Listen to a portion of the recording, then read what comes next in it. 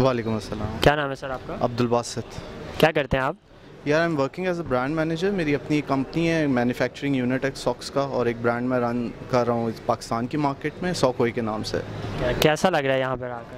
यार I am feeling really great, और I think it's a very good initiative, क्योंकि मैं ऑलरेडी अमेज़ॉन के साथ लिंक्ड हूँ यूके एंड यूएसए, लेकिन मुझे बहुत प्रॉब्लम्स आ रही थी सेल्स के लिए।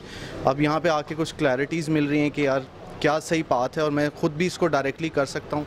मेरा पहले ख्याल था कोई थर्ड पार्टी को इन्वॉल्व करना ज़रूरी है, मैंने ऑलरेडी किया भी, उसकी वजह से मुझे कुछ लॉस बेयर करना पड़ रहा है। That's why I am here कि यार मैं कुछ क्लैरिटीज़ लूँ कैसे हो सकता है, और रेटिंग्स क्या हैं, और किस हद तक मैं इसको सेल्स को अपनी इम्प्रूव कर सकता हूँ।